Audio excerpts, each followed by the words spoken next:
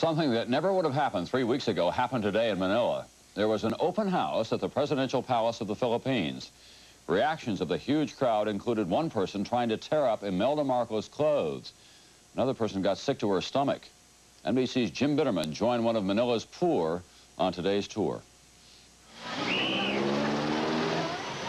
Since she was 10 years old, Nanita Castile has sold cigarettes on this same spot, less than a mile from ex-President Marcos's Malacanang Palace. After deducting the daily 25-cent bribe for the cop on the corner, she has cleared about $2.50 a day and worked 7 days a week. But today, she took some time off. She and her grandson went to see something they never thought they would.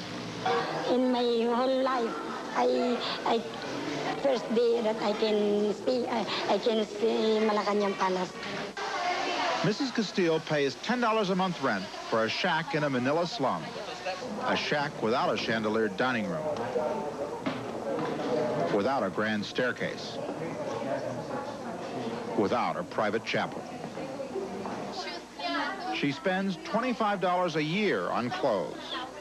Mrs. Marcos could change her shoes every day for 8 years without wearing the same pair twice. The former First Lady had thousands of dresses. This is an Ungaro suit, Italian designer. It still has a tag. It hasn't been worn. For many, the proof of the Marcos' excesses in a nation so desperately poor was simply grotesque. It is totally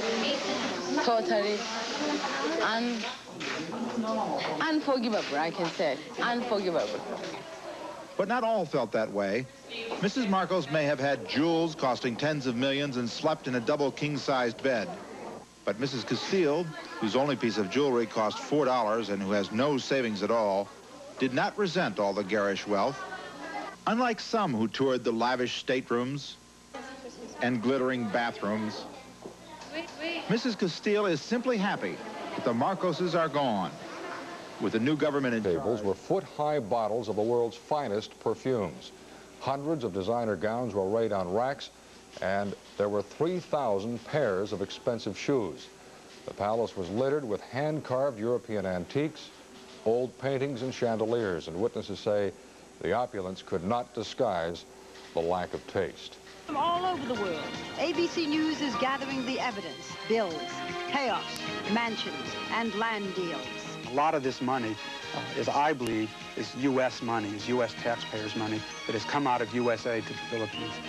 John Martin joins 2020 to report on how the fortune was accumulated and who covered up the Marcos millions.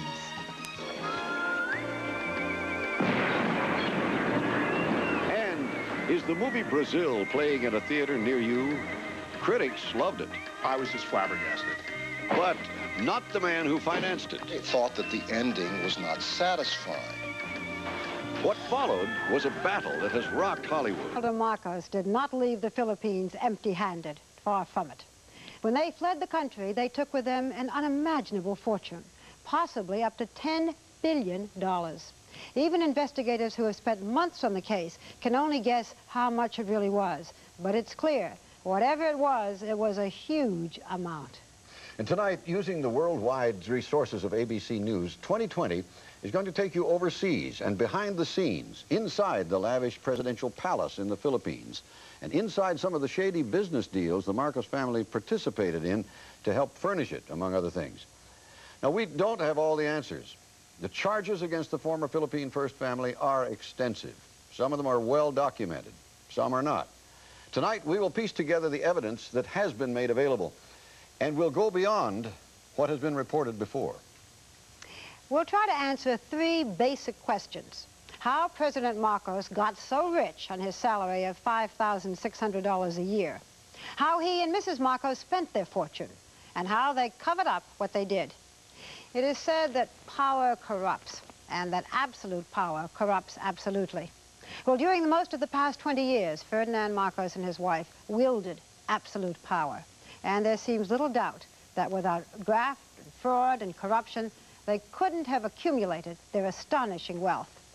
For example, Ferdinand Marcos apparently got millions of dollars after a close associate helped the Westinghouse Corporation obtain a lucrative contract to build the first nuclear power plant in the Philippines. Imelda Marcos may have used millions of dollars of taxpayers' money to purchase what she thought were Italian masterpiece paintings. She reportedly charged the government more than she paid for the paintings and then pocketed the difference. Now it turns out that some of the works may have been forgeries. And there were government projects that were milked. One has come to be known as the Road to Nowhere. One of the local government officials relayed to me that if you looked at a map of his province, you would see a highway going from one point to another. And it's on all the maps of his province. When in fact, if you go there, the road actually ends and doesn't continue. ABC's John Martin has uncovered several other improper and possibly illegal deals the Marcos family engaged in to get rich. It seems doing business in the Philippines often meant funny business, almost always in one way or another with the Marcos family. John? With power on their side, Ferdinand and Imelda Marcos earned money. One of their most important sources of power and money was the Philippine Armed Forces. Controlled by President Marcos and his chief of staff, Fabian Ver, it was one of the most lucrative sources of graft and corruption. Colonel Billy Inario was in charge of logistics for the Philippine Air Force and later directed all of his country's procurement of American military equipment. He and other officers say theft and kickbacks were a way of life for key officers. There was a saying that it is 30-70. 30-70. 30-70, okay. 70 for the project, 30 for me. Something like that. It might even be bigger. It might even be 50-50. According to former officers and United States agents who are investigating suspected kickbacks, General Ver and President Marcos presided over key details of every military contract. In one instance, says Colonel Inario, General Ver even set up his own company to sell rations to Filipino soldiers in competition with another outside supplier. We were trying to develop our own combat rations. But the firm that was trying to develop this died out because he could not get any contract from us. The Ver and company put up their own product. For hard-working Philippine troops in the field, General Ver's rations were so poor, Colonel Inario says, he braved censure by refusing to certify their purchase. Later, when some officers tried to buy equipment from firms controlled by Marcos' political opponents, they were chastised as disloyal. General Ver gave us instructions, hey, from now on, I want you to look into who are the members of the board, who are the people behind commercial firms, so that we can only give contracts to our friends, to the friends that are supporting the administration. Despite a reputation for honesty and talent, after 26 years of medals and achievement in his country's armed forces, Billy Inario quit in disgust. Like many officers, demoralized by a scale of corruption that they said reached hundreds of millions of dollars. The scale was grand, but it was also small. This is a cleaning rod for a rifle. Colonel Inario said one time his officers were asked to sign documents to spend $400 for cleaning rods. The same rod we purchased here in America for $3.69. But the epitome of questionable dealings by President Marcos and his family came for Colonel Inario and others in a major helicopter contract. In 1983, Inario and colleagues in the Air Force wanted to spend about $35 million to buy 15 combat helicopters from the Bell Company of Texas. Yet the government ordered them instead to buy 19 civilian helicopters from Sikorsky for $63 million, almost twice as much. Of course, through Bongbong Marcos, the Sikorsky deal came through. The son of the president. The son of the president. At the time, the younger Marcos was 24 years old and governor of the family's home province. Sikorsky denied to ABC News that it hired the president's son as its agent. It said that instead, Sikorsky used former Secretary of State Alexander Haig, who by then had become a consultant for Sikorsky. And speaking for Mr. Haig, the company denied he had any relationship with the younger Marcos. But a leading Marcos opponent at the time, who is now vice president in the Aquino government, still questions the deal. I believe that the Marcos family were involved in that transaction, because it's not normal for a sale already transacted to be just thrown overboard and replaced by a completely new one. Could Sikorsky helicopter or even Bell helicopter have gotten a contract unless they had a crony who was a friend of the president or a friend of General Vera? Yeah, that's always the case. The sale of Bell helicopters were handled by some members of the family, and then the sale of the Sikorsky, some other members of the family were involved. But if there was a shady deal, it wasn't always the Philippine people who paid too much. It's Uncle Sam who often paid most of the bills. The money comes from a big Pentagon program called Foreign Military Sales Credits. It's run by the Defense Security Assistance Agency. In the coming year, the agency wants to spend almost $6 billion worldwide. To get that money, foreign governments agree to spend it on American military equipment and training. But the friends of Ferdinand Marcos and their friends found a way to get around that. In one 5-year period, the Philippines got about $260 million in aid. Of that, according to sources familiar with the Justice Department investigation, $50 to $80 million went to kickbacks and payoffs. For 2 years, Pentagon officials have been looking at this defunct company in the San Francisco area, trying to find out how tiny AmWorld got huge Philippine defense contracts. They suspect that its backers paid off General Vera, the key official who signed AmWorld contracts for about $17 million in military communications equipment. According to an American government official, here's how this scheme allegedly worked. A Philippine businessman named Raymond Moreno helped set up AmWorld. The company looked American. It had a former San Francisco cab driver, Earl Korshak, as its chief officer. Mr. Korshak repeatedly refused to talk with us. We were told AmWorld was set up to bill the Pentagon, but that the bills grew so high, the Pentagon began to look more closely.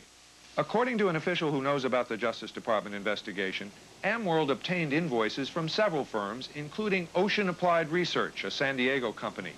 The invoices enabled AmWorld to submit bills to the Pentagon, which were, in some cases, double the amount it was entitled to receive. Ocean's president, Michael Duke, declined an opportunity to comment. Attorneys for Moreno and AmWorld also declined to comment beyond a general denial of wrongdoing. But a former employee of one of the firms told reporter Robin Gradison he knew from others how the system worked. You sell the equipment to one company and you give them an invoice for X number of dollars, which they pay. You also produce a second invoice, which is presented to the customer, whoever's paying. In this case, Uncle Sam. And they would then pay for the equipment against the second invoice, which was an inflated figure. If what I hear is true about the amount of money that was collected and the amount of money that was, the amount of equipment that was actually supplied on the contract, I would guess that I probably helped him put $3 or $4 million in his pockets. AmWorld dealt with a series of American firms. It bought a microwave relay system like this one for $8 million and 3 sophisticated mobile telephones for $9 million. This kind was for President Marcos. Some of the firms agreed to provide invoices that were twice the amount charged. None of the companies selling to AmWorld has been accused of wrongdoing. One official who participated told ABC News his company inflated the amounts because it believed that would help AmWorld recover expenses of installing and operating the equipment. AmWorld submitted the inflated invoices to the Pentagon for reimbursement and got an estimated $6 million in payments. The Pentagon asked the Justice Department to look at AmWorld 18 months ago, and a grand jury has been meeting in this courthouse and presumably reading the fake invoices and listening to some of the participants. But so far, nobody's been indicted. For Billy Inario and many of the Philippines' finest soldiers and pilots, graft and corruption filled the pockets of President Marcos and General Vera for so long that corruption lost its power to shock. If your conscience would have bothered you for the kinds of things that you were offered, how do you suppose Ferdinand Marcos and Fabian Vera are sleeping now? They have no more conscience. You see, they have gone away with murder. So if they could get away with murder, stealing money or cheating wouldn't bother them anymore. I think they're still sleeping soundly. They have no more conscience. Incidentally, General Vera has just been subpoenaed by U.S. authorities investigating possible kickbacks on contracts involving U.S. military aid. Well, you've now heard some of the ways the Marcos family made its fortune. When we come back, 2020 will look at the incredible ways the Marcos millions were being spent. A country where the average person lives on less than $1,000 a year. And at this very moment, hundreds and hundreds of Manila's poor are touring the presidential palace. The splendor there will no doubt shock them as it shocked us, and as we believe it will shock you when you look at some of the pictures in the next few minutes. Money really was no object for the Marcos family during its years in power, as these bills from the Italian couturier Valentino suggest. Imelda Marcos thought nothing of spending hundreds of thousands of dollars on her wardrobe. But it was in the Manila Palace, home of Ferdinand and Imelda Marcos, that literally no expense was spared. ABC's Jim Laurie is there.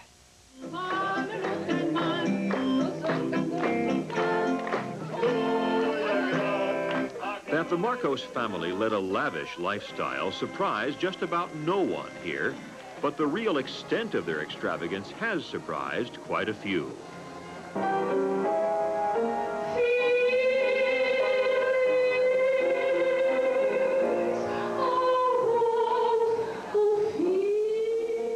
The personal videotapes, more than 1,000, shot by the palace cameraman, tell part of the story of parties at the glittering custom-built disco at Malacañang, the presidential palace.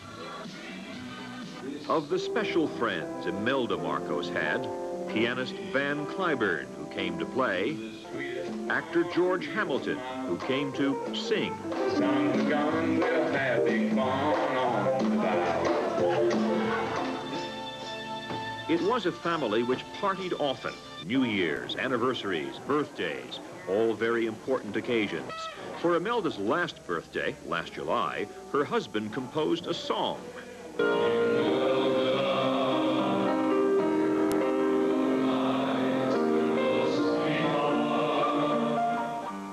Imelda, my little sweetheart. And if she was a sweetheart, she was of the most expensive kind. To all who knew her, Imelda Marcos was the real spender in the family. Imelda Marcos, it seems, seldom distinguished between government property and that of her own. Despite increasing poverty here, a 10% contraction in the economy in the past few years, she pushed through dozens of lavish personal pet projects, some very much white elephants. There was the Coconut Palace, built to host Pope John Paul in his 1981 visit. The Vatican found the palace excessive, and the Pope stayed elsewhere. Much of the time since, its 17 rooms remained empty. Few guests to gaze at the portraits of the Marcoses made entirely from genuine pearls. Few guests to worship in the ornate chapel with its precious icons and crowns of jewels. The haste in which her buildings were built led to tragedy in 1981. The $9 million Manila Film Center collapsed during construction, killing 30 workmen. Imelda, saying there was no time to dig out the dead, ordered the work to continue. More cement poured over them. And the reason the building was rushed? So that it could house a Manila Film Festival. A festival closed down a year later for lack of money. Across the nation, there are several Marcos mansions and monuments. Ferdinand Marcos still gazes down on the Marcos Golf Course, the complex built by the Ministry of Tourism at a cost of $500,000 and a dislocation of 81 poor farm families. This is my house before. I feel like crying. The principal Marcos home for 20 years was Malacañang, at the turn of the century, home to the American Governor General here. The palace rests on the Pasig River, which was used to ferry out Marcos' wealth in the hours before they fled. Over the years, the river also a nuisance, flooding the palace at typhoon time, forcing Imelda Marcos literally to walk the plank to keep the hem of her evening gown dry.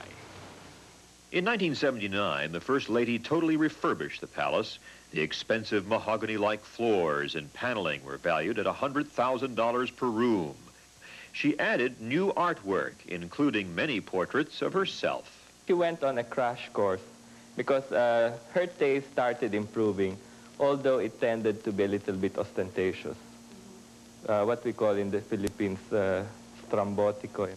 Artists who worked for her said her taste in art reflected the dreamlike world in which she lived. She was very enthusiastic when it came to fantasy. The first portrait that I did for her, she never liked it because I tried to capture reality. Much of Imelda's remodeling went into her bedroom, a dark and vast boudoir. Not far from the foot of her bed, a large walk-in vault, housing her collection of jewelry and icons worth millions of dollars. Much of it taken with her on the American helicopters, the remainder now at the Philippine Central Bank. Beneath the bedroom, her wardrobe, a veritable department store of shoes and clothing. Bought in bulk, 2,200 shoes, often several colors, same design. Friends say they were only spares. Imelda Marcos was one who never threw anything away, including things she never wore. A Bill Blass suit from Bergdorf Goodman, New York, bought in 1983 for $238, and an assortment of other suits and blouses bought in Rome and Paris. The price tags still in place. Those who knew her and examined the Marcos residence shortly after they left say Imelda's penchant for hoarding was rooted in her youth, in the superstitions of a young girl born into poverty in a remote rural village. She never threw anything away because she believes that too, that if anybody gets her old stuff, they'll do voodoo on her and she'll lose her powers. The Imelda Marcos bathroom, too, is a study in abundance. Jacuzzi bath and shower fixtures, all gold-plated, and a dozen baskets of imported perfume soap and other finds, false eyelashes and fingernails and imported perfumes. Elsewhere, cartons containing more than 1,000 pairs of nylons. For the first family, living well was the best revenge, a habit passed on to the Marcos children, daughter Irene and Amy and son Bong Bong. When Irene was married in 1983, more than $200,000 were spent on clothing alone, purchased in Rome. And the presidential yacht, a commissioned ship in the Philippine Navy, became last year a party palace for the presidential children.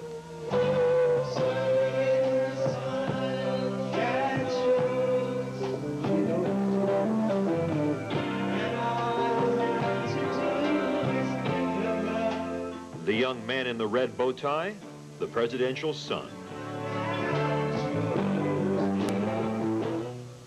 By contrast, the life of the father seems simple. Ferdinand Marcos preoccupied largely with his power and his health. His bedroom, large, stark, and bare. A hospital bed, oxygen tanks, and other medical equipment at the ready. A fully equipped basement clinic, too.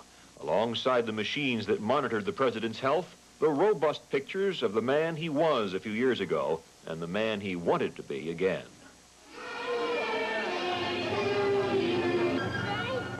The personal videos also show another side of Marcos, his devotion to his grandchildren, a man who lavished time and money on his family. But time for Ferdinand Marcos was running out. In contrast to the elegance of the palace, on their final night, the Marcos family, apparently fearing attack, slept in a basement storeroom for the banquet crystal. On that final day, Marcos staged his last inaugural, a final speech to 2,000 invited supporters, and from Imelda, a final song. Dahil Sayo, because of you, there is a reason for living. On their last day in the Philippines, a sad ballad sung for the last crowd to cheer for Ferdinand and Imelda Marcos. Malacañang Palace is now open to the general public. President Aquino wants especially the Philippine poor to see the extravagance of the last regime, but in all this, Filipinos are seeing only a fraction of the Marcos splendor, for most of their wealth is not here at all, but rather in foreign lands. You? Jim Laurie in Manila, and thank you, Jim.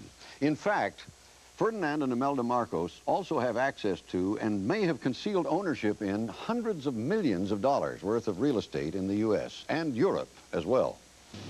In Manhattan alone, 5 properties worth an estimated $350 million, including a lavishly decorated townhouse on the fashionable and pricey East Side, an office building on Wall Street, a new $70 million shopping center across the street from Macy's, and a tower on Fifth Avenue that is now lit every night. And why not? Millions were spent renovating and decorating the building with gold leaf. On Long Island, they have one estate. In New Jersey, another. And in Texas, according to the Fort Worth Star-Telegram, Marcos Associates have purchased $13 million worth of undeveloped land. In Europe, more of the same. A secluded villa in Rome. And according to the London Times, the Marcos family is thought to own several London flats and at least 2 high-rent London office buildings. It's important to remember that the Marcos family does not publicly acknowledge owning any of the properties we've just mentioned.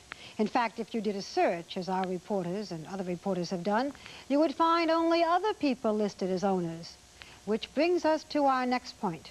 The elaborate cover-up the ousted Filipino leader and his wife used to conceal their vast riches. More on that when we come back. Cast of characters that would make a foreign intrigue novelist envious. It's replete with code names, hidden bank accounts, and mysterious corporations. Some of the men in charge of keeping track of things for the Marcoses found it so complicated that they used a chart to keep up with the cast of characters. Now, 2020 obtained details of that chart from a source close to the Marcos operation, and we've recreated portions of it here. Here at the top, you see President Marcos, where the M is, and this is his wife, designated by an F, and the people who made up the chart told us the F stood for female. Now, this part of the chart refers to a web of what we'll call the first friends, a network of cronies who, through corporate masks and secretive surrogates, carried out the first family's wishes. There is a reclusive secretary from the Philippines mission to the United Nations. Her name appears on documents ranging from jewelry receipts for Mrs. Marcos to ownership papers of luxury Manhattan apartments. On the West Coast, major players included the Philippines' Coconut King. He expanded business interests throughout California. A Marcos fraternity brother was heavily involved in banking, and another crony ran investments from Seattle to Texas. Well, Hugh, the chart does take some of the mystery out of the scheme to manage the Marcos investments in New York real estate. Mr. and Mrs. Marcos each had their own key advisors. Now, for President Marcos, a trusted financier and banker, and for Imelda Marcos, a cosmopolitan couple active in commerce and diplomacy. And then they acted through shadowy layers of lawyers and accountants who, in turn, dealt with this organization, the New York Land Company. Run by brothers Joseph and Ralph Bernstein, the New York Land Company managed the Marcos real estate holdings here. Our 2020 investigative team has been able to strip away much of the camouflage surrounding the Marcos operation. They had to do it the old-fashioned way, by digging. And here again, with the results of that investigation, is correspondent John Martin. With properties under investigation all over the world, the same patterns keep emerging. But the evidence is sometimes circumstantial, as in London. We believe that this property is owned by the Marcoses. Because it was once thought to have been bought for a Marcos governess, then placed in the ownership of a series of suspicious names pointing to Mrs. Marcos. In 1980, we understand that a change in the name of ownership was made, and it is now in the name of Benjamin Trinidad, who is, we presume to be Benjamin Romualdez, whose middle name is Trinidad, and that's also the middle name of the First Lady, Imelda Trinidad Romualdez Marcos. There is no document, to my knowledge, in the United States at least, that's in the hands of anyone that says specifically, I, Ferdinand Marcos, or I, Imelda Marcos, have purchased the following specific property. There's no such document. But the evidence that is accumulated in every property that we say is Marcos is overwhelming. The Marcos money is said to be buried in bank accounts with false names, in bank accounts with friends' names, and in properties under many names. But how could the Marcoses cover up the transfers so thoroughly? First, money is gotten out of the Philippines and invested in foreign banks, in Switzerland, in Brazil, or in the Bahamas. Then an offshore corporation established, say in Hong Kong, or in the Netherlands Antilles. And this offshore corporation deals with a corporation that is in turn established, say, in New York. Say in Manhattan, say the New York Land Company, run by Joseph and Ralph Bernstein, brothers who refused to tell a House subcommittee whether they had ever met the Marcoses. An insider familiar with how this New York organization works explained there was a layer of attorneys and accountants looking over the Bernsteins. They reported to members of the inner circle, in this case financial advisor Rolando Gapud, and close friends Glyceria and Bienvenido Tantoco Sr. She is a business executive, he the former Philippine ambassador to the Vatican. Despite appearances, says the insider, they are not the owners. They reported to Ferdinand and Imelda Marcos. The new Philippine government and a House Foreign Affairs subcommittee are looking for documents to tie the Marcoses to some of the properties they're rumored to own around the world. These are photocopies of a fragmentary clue that surfaced this past week. The originals are a singed telex and cover letter. The telex is dated 1981 and bears the name Bernstein and York Land Company at one edge. The letter is addressed, "Dear Ma'am," apparently a common salutation to the uncommon Mrs. Marcos. It is written on the stationery of Mrs. Tantoco.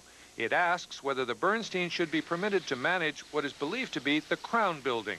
We strongly believe at this point that the owner is the Marcoses, and there is no other rational explanation for Mrs. Marcos getting this letter from Mrs. Tantoco asking for approval of going ahead as Joe Bernstein asks. In the layers of concealment of the Marcos' presence in New York real estate, there's one more person who seems to play a part. Vilma Bautista was one of several first secretaries at the Philippine consulate. She had apartment 701 at this modest West Side efficiency hotel. It is also the address of the Hong Kong registered company that owns 4 condominiums at the Olympic Towers beside St. Patrick's Cathedral. The Bautista name also appears on records for this luxury high-rise and on the tax records for an estate on Long Island. Even before their downfall, the paper trail of suspected Marcos properties surfaced here on Capitol Hill.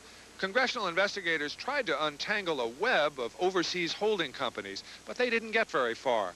And they faced 2 adversaries, congressional friends of the Marcos government, and ordinary confusion over complex financial arrangements. Henry Bullock was a California mortgage banker who oversaw $100 million in loans on 2 of the buildings. On February 15th, 1985, did Joseph Bernstein, at that time, in your presence, suggest or infer that the Marcoses were the owners? He implied it directly, yes, but he did not state the Marcoses by name. And that left you then with the firm impression that Mr. Marcos had the controlling interest in these properties? No, I would say it left me kind of confused. Fully 40 million. Barry Knox is an attorney who attended a series of meetings with Mrs. Marcos where 4 Manhattan properties were discussed. Under oath at this hearing, he revealed the identity of the owners while being questioned by the chairman. Congressman Solars, were you ever told the Marcoses own this building? Attorney Knox, yes. Solars, could you tell us who told you that? Knox, Joseph Bernstein. Actually, it was not that the Marcoses own it. Joseph Bernstein always said that Mrs. Marcos owned it. Well, John Martin has come up from his digging. John, what happens to the Bernsteins now? Well, they're still insisting they don't want to talk about this. They're asserting the lawyer-client privilege, and the United States Congress is asserting its right to cite them for contempt. So they probably will fight that for a while. We got a message from them today saying, no, we still don't want to talk about it. I find it really ironic that so much of that fortune came from U.S. aid to the Philippines. You know, you'd think the Philippine citizen and the U.S. taxpayer would share a common anger about that. I think we're going to hear more about that. I think Congressman Solars, who did a lot of the early digging in this case after it was revealed by the San Jose Mercury News, which also deserves a lot of credit, I think Solars is going after that aid as well, and his subcommittee has been looking into this quite closely. It's going to be a legal mess, though, isn't it? It's a swamp. It's a swamp. No one knows who really owns that property. As Hugh was saying earlier, what if a friend who owns it, or in whose name it exists now, decides to keep it? Yeah, we were talking about that ourselves. Thank you, Well, John. we'll hear more. We sure will. Yeah, more revelations are expected about the Marcos family's financial dealings. And tonight, we have merely turned over a few stones, but it's quite a story. Well, when we come back... Now says he wants to leave Hawaii, and he expects the U.S. government to arrange for him to settle in Spain, Mexico, or Panama. Apparently, the U.S. or Canada aren't suitable, although Marcos has large land holdings on this continent. Ferdinand Marcos is looking for another new home. A senior administration official has confirmed that the former dictator has requested U.S. assistance in getting Spain, Mexico, or Panama to accept him. But Spain's foreign minister said his country would not accept Marcos.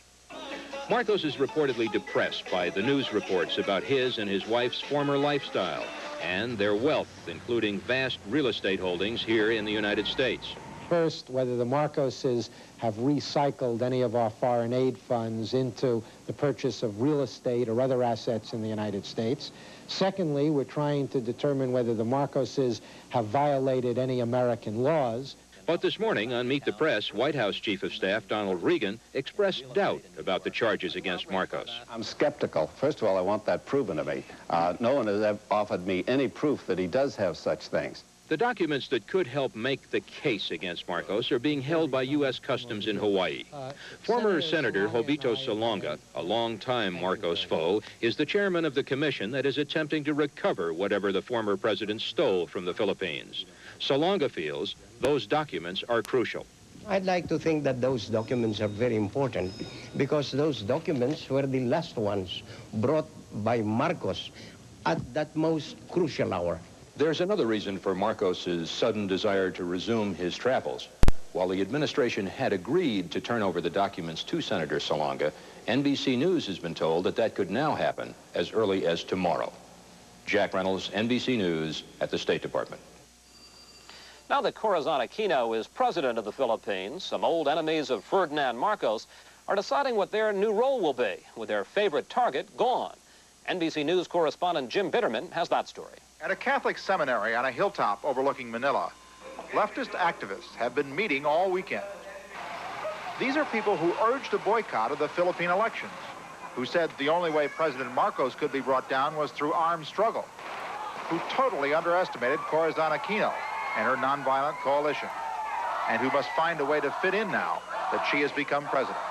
Marcos is gone, the people rose, not quite the people we expected, and the ideas are different, but it's good, first of all, it's good, it's not bad. Leftist organizations were taken by surprise by the success of Aquino and her populist movement, which did what they couldn't, get rid of Marcos, and promises to address issues that were traditionally theirs, principally the needs of the poor. The left, including communist guerrillas, now needs time to determine how to react to changes that have overtaken it. The choice in politics is not between best and worst. It's between a little bit better and a little bit not so good. This one is a little bit better than before, so I like it. I can live with it. Clearly, leftists, and especially those who advocate militancy, have lost a convenient focus with the departure of Marcos. Undoubtedly, they will find in upcoming months another target for their energies, but it's hard to imagine one so easy to organize against. Jim Bitterman, NBC News, Antipolo, the Philippines.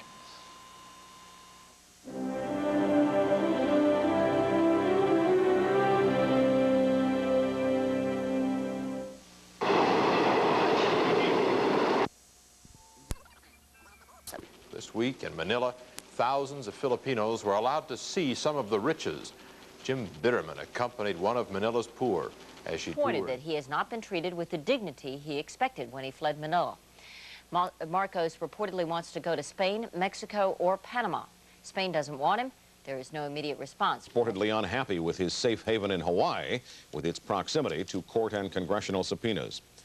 Florida. The bus, valued at $140,000, has beds, a bar, a bath, and a dashboard statue of Jesus. President Ferdinand Marcos' fortune is invested in Canada.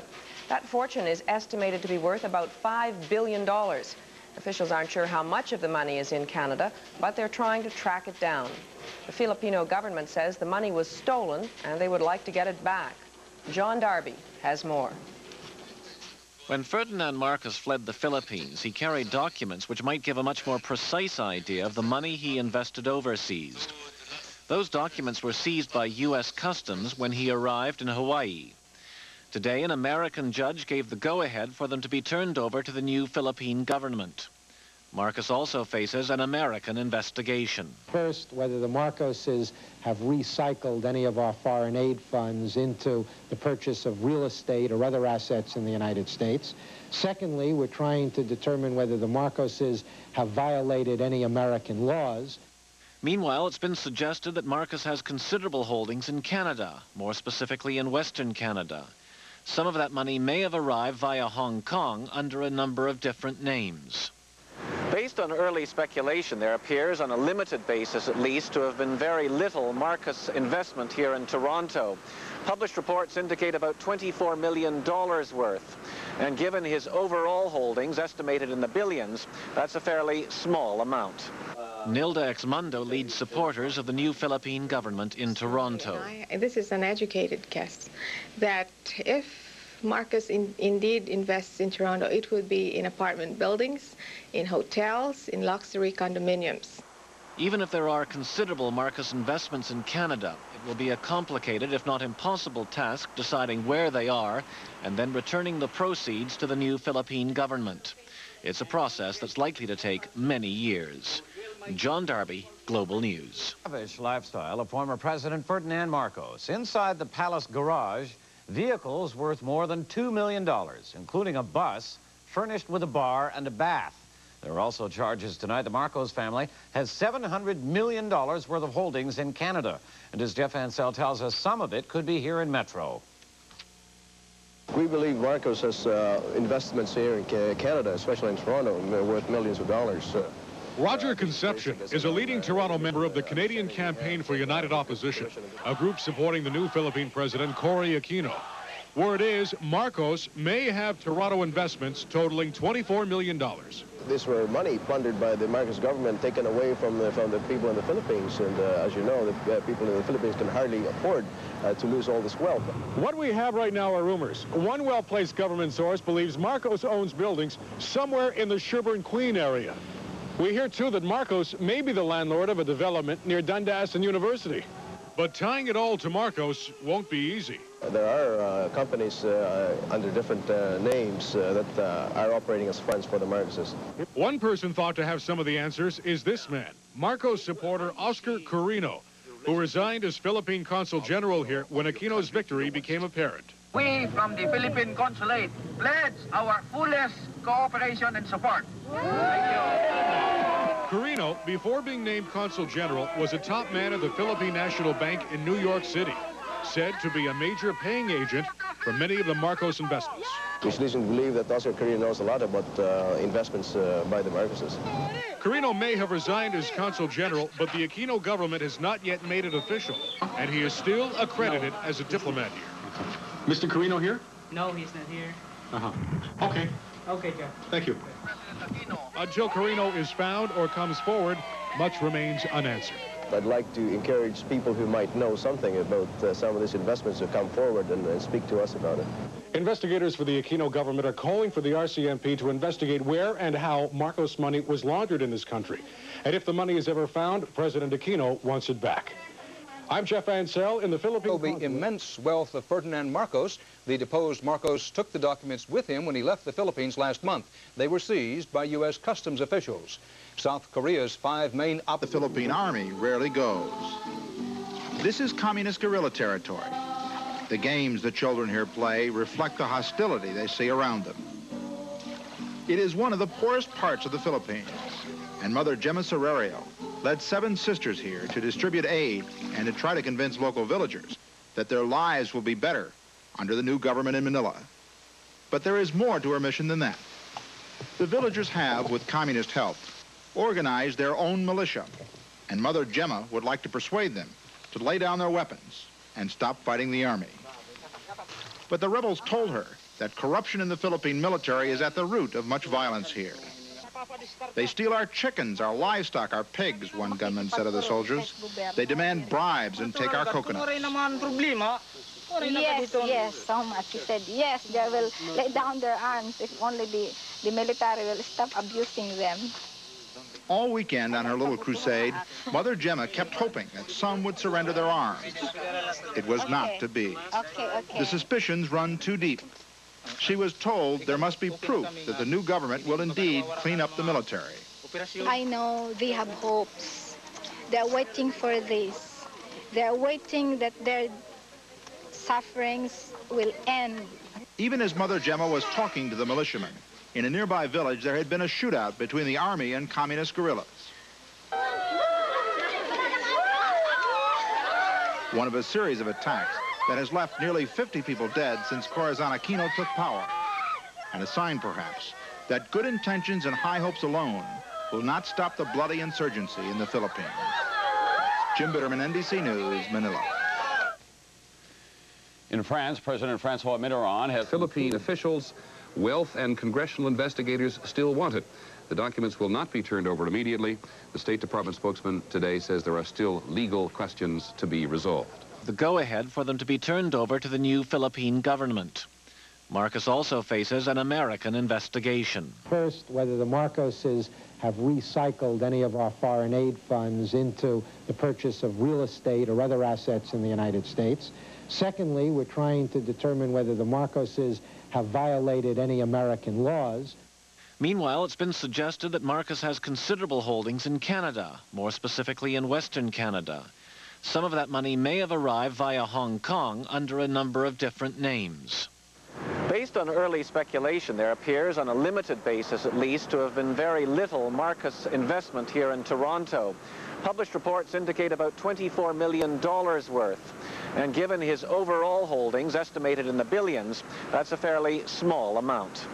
Nilda Exmundo leads supporters of the new Philippine government in Toronto. This is an educated guess that if Marcos indeed invests in Toronto, it would be in apartment buildings, in hotels, in luxury condominiums. Even if there are considerable Marcos investments in Canada, it will be a complicated, if not impossible, task deciding where they are and then returning the proceeds to the new Philippine government. It's a process that's likely to take many years. John Darby, Global News. One of the first acts of the new Philippines government was to declare a ceasefire with the New People's Army, a communist force fighting in the countryside. But the rebels have ignored the move, and now a group with no political ties is working to secure peace. Jim Bitterman reports. This is communist guerrilla territory. The games the children here play reflect the hostility they see around them. It is one of the poorest parts of the Philippines, and Mother Gemma Serrario led 7 sisters here to distribute aid and to try to convince local villagers that their lives will be better under the new government in Manila. But there is more to her mission than that. The villagers have, with communist help, organized their own militia, and Mother Gemma would like to persuade them to lay down their weapons and stop fighting the army. But the rebels told her that corruption in the Philippine military is at the root of much violence here. They steal our chickens, our livestock, our pigs, one gunman said of the soldiers. They demand bribes and take our coconuts. Yes, yes, so much. He said, yes, they will lay down their arms if only the military will stop abusing them. All weekend on her little crusade, Mother Gemma kept hoping that some would surrender their arms. It was not to be. The suspicions run too deep. She was told there must be proof that the new government will indeed clean up the military. Even as Mother Gemma was talking to the militiamen, in a nearby village there had been a shootout between the army and communist guerrillas. One of a series of attacks that has left nearly 50 people dead since Corazon Aquino took power. Jim Bitterman, NBC News, Manila. Over. The 1,500 documents brought to the U.S. when the former president fled. Investigators, documents detailing the financial holdings of ousted Philippine President Marcos. What we have suspected all along, namely, 1, the raids on the public treasury. What shocked him, he said, was the scope of Marcos's financial manipulations. The accumulation of ill-gotten wealth in the Philippines and abroad through enormous commissions, bribes, and kickbacks given to the cronies and business associates of Mr. Marcos. Finally, Salonga had an unlikely reaction to all this. I am shocked, and in a way I pity them. This kind of incredible greed. This afternoon, the House Committee on Asian and Pacific Affairs issued a subpoena and got its copy of the documents. The committee is trying to determine if any U.S. laws were broken by the Marcoses and to determine whether they diverted any U.S. aid money to themselves and their associates. One committee member seemed already convinced. What we have basically is an international burglary of profound proportions. General Fabian Ver, one of Marcos's closest associates, appeared before a grand jury today in this federal district court in Virginia in an investigation of possible theft of American military aid. Ver's appearance was brief. He reportedly declined to cooperate and may be called back for more questioning. The documents released today will not only help the Philippine government reclaim at least some of the Marcoses' money, but it will also provide the U.S. administration and Congress with information that could determine whether any U.S. money found its way into the Marcoses' bank accounts. Jack Reynolds, NBC News, Washington. And while that was going on in Washington, NBC's Jim Bitterman reports from Manila tonight that Filipino investigators are just now beginning to understand the full scope of the Marcos looting, which left that country with, among other things, a crushing international debt. Account books of international bankers. Every Filipino man, woman, and child owes $500 to foreign creditors. That, on average, is what people here get paid for a full year's work. And they'd have to work several months just to pay for the abuses of Ferdinand Marcos and his friends. For them, through 20 years of power, there was no clear distinction between public and private funds. The Marcoses had a fleet of 150 luxury cars and 25 guest houses at their disposal.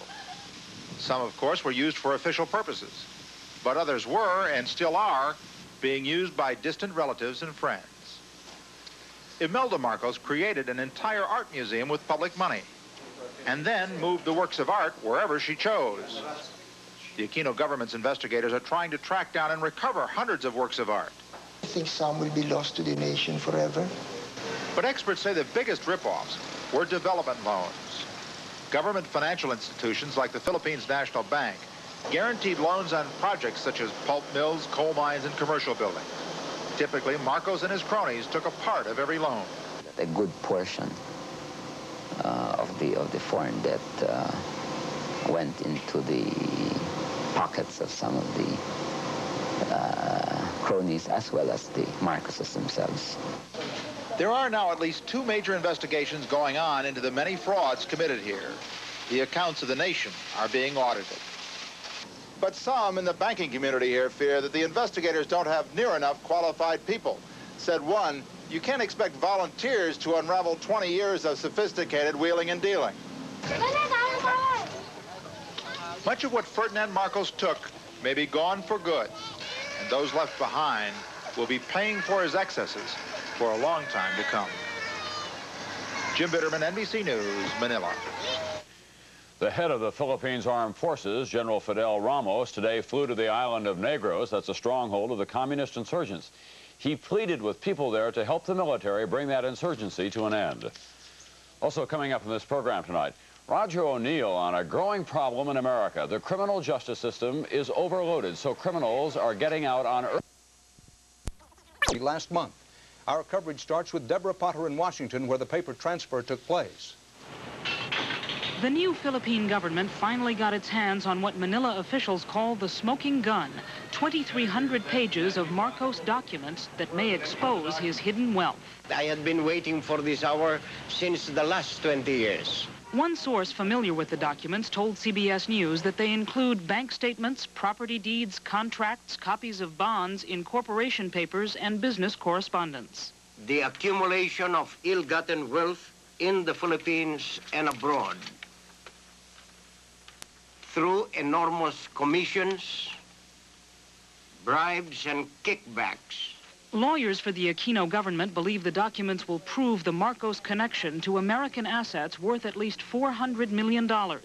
In New York, a court already has put a temporary freeze on these properties, which the new government hopes to reclaim.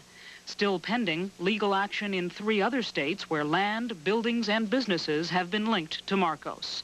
The documents also were provided today to a House subcommittee, which has its own mission.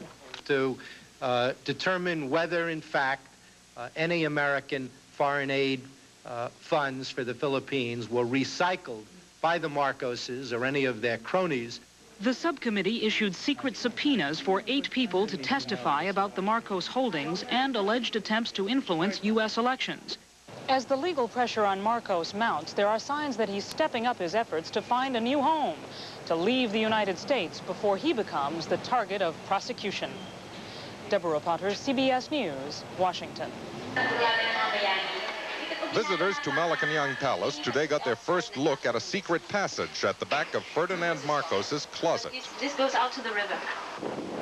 Here, a U.S. Navy patrol boat picked up members of Marcos's entourage along with crates of money and valuables the night he fled. One of the ways Marcos amassed such wealth was to take it away from other people. Returned exile Eugenio Lopez lost a multi-million-dollar business empire and was imprisoned without charges for 5 years. He wanted me to be a symbol to the business community that if you crossed him, this is what could happen to you. This Marcos treasure house is still not open to the public. The Palace Motor Pool includes former First Lady Imelda's plush campaign bus with bed, bath, bar, and TV, and the $200,000 presidential road vehicle whose interior was kept secret. While denying that he was in ill health, Marcos was followed by a hospital on wheels, complete with operating room and blood filters suitable for kidney dialysis. When the Palace Museum opened last week, we followed Ray and Sally Reblora, who were expecting their first child. They were stunned by the Marcoses' extravagance while they struggled to eat on an income of $17 a week in their homemade shack. Now the Rebloras are 3 and confident that their son has been born into a world that will be better. John Sheehan, CBS News, Manila. Full of documents that former President Ferdinand Marcos took with him when he left Manila. The documents, which could provide details of billions of dollars in holdings, were seized by U.S. Customs in Hawaii. The Ontario government is set for a showdown this Friday when a group of angry provincially Washington. Good morning, Jack. Good morning, Bob. You know, these allegations have been made before in a letter from some Philippine bankers to the Aquino government, but they've never been substantiated. Late last night, I had a conversation with Senator Salonga, and, pardon me, he is shown here in the news conference that he had yesterday. Senator Salonga told me that he doesn't consider this document, which is referred to key evidence. It's the only one of its kind in the 2,300 pages. He said it doesn't have Marcos's fingerprints on it. In other words, there's no signature, no indication that any payment was actually made. It's a document that's under the heading of something called a Mabuhay Corporation, which means welcome in Tagalog, the Philippine language. The $50,000 to each, to Carter and to Reagan, according to Senator Salonga, was peanuts, considering what else is in the other documents. He would have expected, if there was a plot there, for Reagan to have received much more. Now, the matter isn't over, and there will be a lot more investigation along this line. Salonga briefs the House Subcommittee on Asian and Pacific Affairs today. He has more documents with him that he's brought from Manila, and more keep coming in. In fact, he said yesterday that if the revelations continue at the present pace, the estimate of $5 to $10 billion may have to be revised upward. Bob? Fled the Philippines or been thrown out for opposing former President Marcos. Earlier, we talked about the Marcos documents with Jovita Salonga and Congressman Stephen Solars, and we'll see that interview in just a few minutes. To the war chests of both Jimmy Carter and Ronald Reagan. According to the document, they were to get $50,000 each. Several other U.S. politicians are named in the documents. Sources say they include Democratic Senator Alan Cranston of California, who was to have received $10,000 in 1980. A congressional subcommittee, which got copies of the documents yesterday, plans to make most of them public today. A hearing is scheduled for this morning. It is illegal. No evidence that the money was actually received. A White House spokesman says he presumes the Reagan campaign got no money because the tight screening by the Federal Election Commission would have turned it up. There's been no comment yet from the Carter campaign. The Justice Department is expected to begin an investigation today. Faith? Thank you very much, Deborah Potter, reporting to us from Washington. We'll be talking with Congressman Robert Torricelli, who reviewed the Marcos documents in just a few minutes. U.S. Navy ships are again in trouble. Very skeptical about whether or not this, in fact, reflects what actually happened. It's very hard for me to believe that President Reagan or President Carter would have knowingly accepted a contribution which would clearly have been in violation of federal law. If they did, I was going to say it is against the law to do that. It is against the law for any candidate for federal office to accept a contribution from a foreign government or foreign citizen. Any other politicians named in these documents? There are a number of others who are named. One of them, for example, was Senator Cranston of California, but Senator Cranston is one of the leading critics of President Marcos in the United States Senate. He is the embodiment of integrity and independence. It's not only hard to believe that President Marcos would have given him a contribution, it's impossible to believe that Senator Cranston would have accepted it. What surprised you most about these documents? You've been briefed on the contents now. What they appear to indicate is a complete commingling of public and private funds by President Marcos and a pervasive use of public office for private gain. So it was corruption throughout, a pattern of corruption? I think that is suggested by the documents which we have, as well as by other evidence that we've uncovered. Over the last few months, for example, my subcommittee has been conducting a series of hearings, during the course of which we produced compelling evidence that the Marcoses control a real estate empire in the New York area alone worth $350 million. So how much money are we talking about all told? Is it as high as $10 billion? I don't think anybody knows exactly how much they're worth. We may never know, but it does seem fairly clear that what we're talking about is not hundreds of millions, but literally billions of dollars. Now that you have the documents, what are you going to do with the information? We hope to be able to release virtually all of them a little bit later today. I want to speak first to the Justice Department to make sure we don't prejudice either of the two ongoing grand jury investigations by releasing documents that could compromise their capacity to obtain indictments. We're also going to speak to Senator Salonga, the chairman of the Commission on Good Government in the Philippines, who's responsible for recovering the hidden wealth of the Marcoses, because we don't want to jeopardize their ability in U.S. courts to recover these resources. And I finally want to get the guidance of the chairman of the Foreign Affairs Committee, Dante Fascell, before we release them. But it would be my hope and expectation that we would be able to make virtually all of the documents public later today. Should we be at all concerned that by perhaps taking Marcos's property from him or deciding that it really doesn't belong to him, that this will impede the U.S. government in future dealings of trying to get dictators to get up and pull out and stop doing what they're doing and go into exile? I don't think so. Well, when it comes time for a dictator to leave, when his base of support is crumbled, they're usually more interested about saving their skins than they are their bank accounts. In any case, we live in a government of laws, not of men. And there are 240 million people here.